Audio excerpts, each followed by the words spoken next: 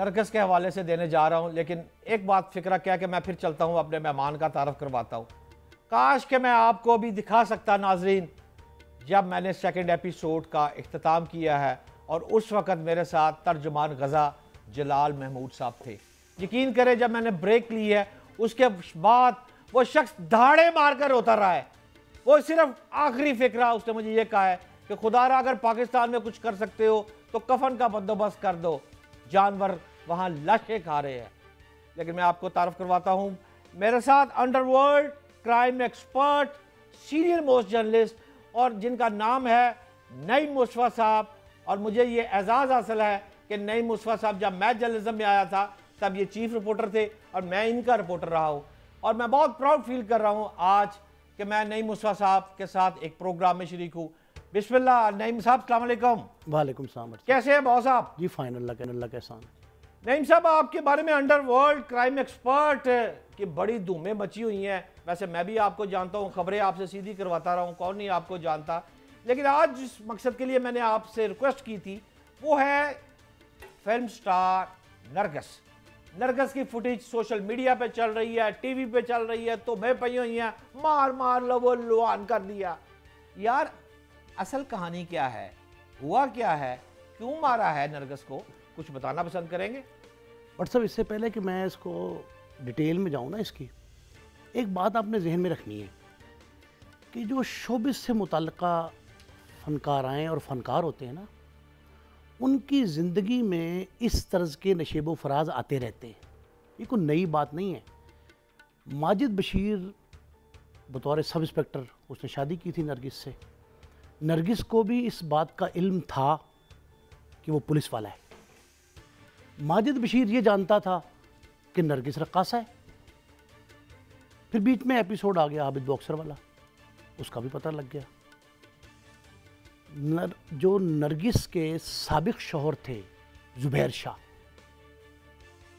कहानी का आगाज इसमें से उनके बच्चे भी हैं जी, एक बेटी एक बेटा, अली मुर्तज़ा बेटा और मासूमा बेटी, ये दोनों कनाडा में हैं।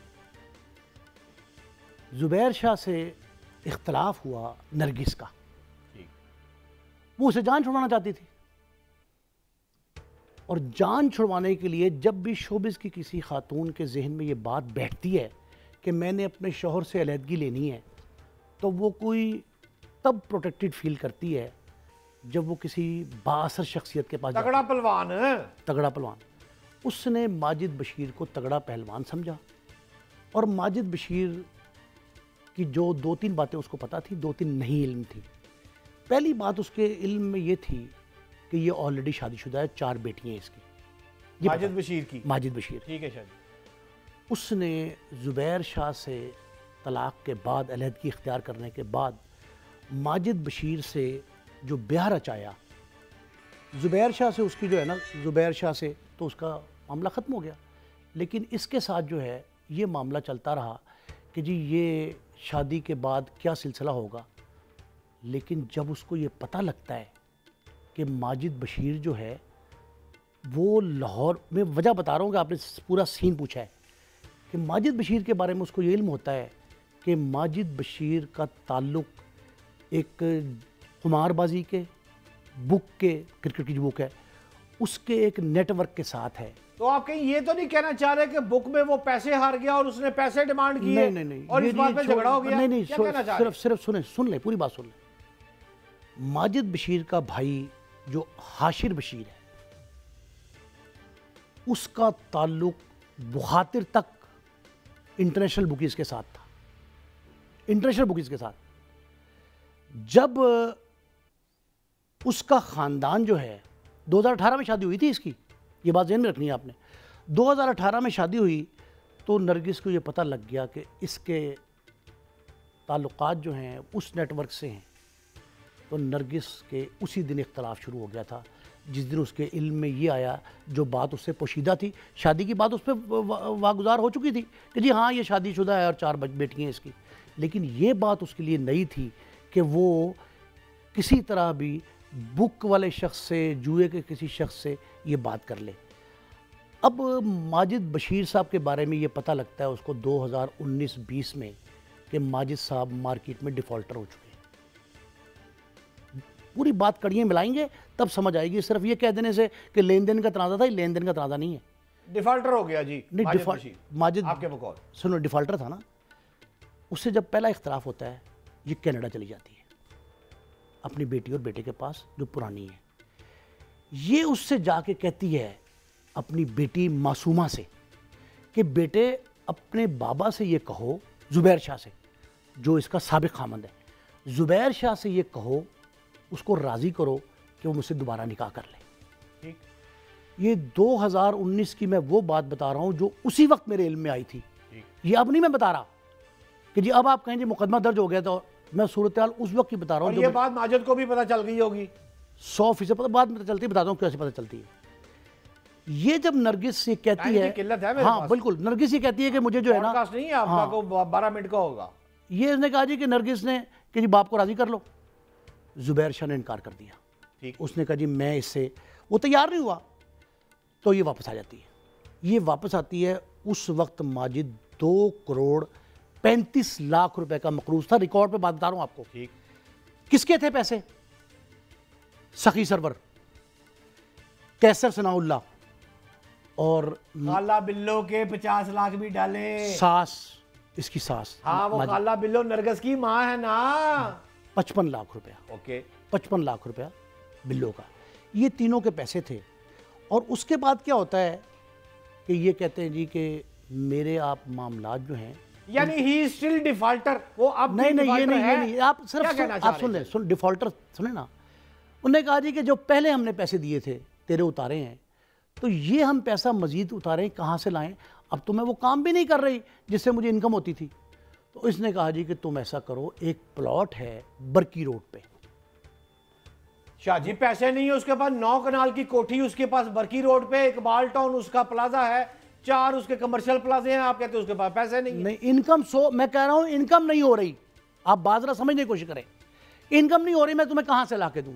उसने कहा जी तुम इसको भेज दो, इस प्लाट को। जो प्लाट वहां इस वक्त बिल्लो बेगम के नाम पे है। ठीक है, बिल्लो बेगम सास उसकी नाम पे। अब 4 कनाल का बयाना माजिद बशीर साहब एक शख्स से पकड़ते हैं जो ताजिर है अकबरी मंडी का। बयाना पकड़ लेते हैं बगैर कागजात के। अब वो जोर लगाते हैं कि फौरी तौर पे कागजात जो है ना वो ला के दो ताकि मैं कमिटमेंट पूरी करूं। ये कागजात नहीं लेके आती, अपनी माँ के पास आती है, अपनी बहन। यानी कि वजह नात कागजात ना देने पर थपड़ो थपड़ी किया गया है। सुने, अगर ये बात दुरुस्त है तो मैं आपको सीधा लेके चलूंगा FIR की तरफ। शाहजी सुन ले, 7 दरखास्तें जाती हैं पुलिस को मुख्तलिफ कर्जदारों की तरफ से माजिद बशीर के खिलाफ। जो आपने सनाउल्लाह का नाम लिया है पहले, महकमाना दरखास्तें नहीं, सखी सरवर की दरखास्तें भी हैं। ठीक, सखी सरवर की दरखास्तें भी आती हैं। इससे इख्तलाफात बढ़ जाते हैं। वो माली तौर पे मुस्तहकम नहीं था और परेशानी का शिकार था, इख्तलाफात बढ़े। तो ये इस दौरान जो है ना, पता ये लगता है जब ये उम्रा करके वापस आते हैं, इख्तलाफात बढ़े हुए थे और उसने कहा था 2 करोड़ 35 लाख का मैं मकरूज़ हूँ। इस दौरान एक फ़ोन आता है, माजिद बशीर फ़ोन लेके बाहर आता है। अब मैं आपका एक वजह बता रहा हूँ क्यों हुआ। माजिद बशीर लेके फ़ोन बाहर आता है, वो फ़ोन सुनता है। 5-7 मिनट बाद नरगिस वहाँ से इख्तलाफ चल रहे हैं, नरगिस उठ के अपने बेडरूम से बाहर आती है। तो वो फ़ोन छुपाने की, बंद करने की कोशिश करता है। नरगिस फ़ोन पकड़ लेती है। वो फ़ोन जो है, अब मैं आपको हकीकत बता रहा हूँ हुआ क्या। वो फ़ोन जो है मरियम नामी एक खातून का था। मरियम वो खातून है जो एंकर हैं आफ्ताब इकबाल, उनकी साबिक एहलिया है। वो उसे फ़ोन सुनती है और फ़ोन जब वो देखती है कि फ़ोन उसका है, वो कहती तुमने ये बाज नहीं आ रहे तुम लोग, मैंने सारा कुछ छोड़ दिया तुम्हारी वजह से, तुम्हारी खातर। एक तो तुम पैसों की डिमांड भी करते हो और साथ मरियम से गुफ्तगू भी करते हो।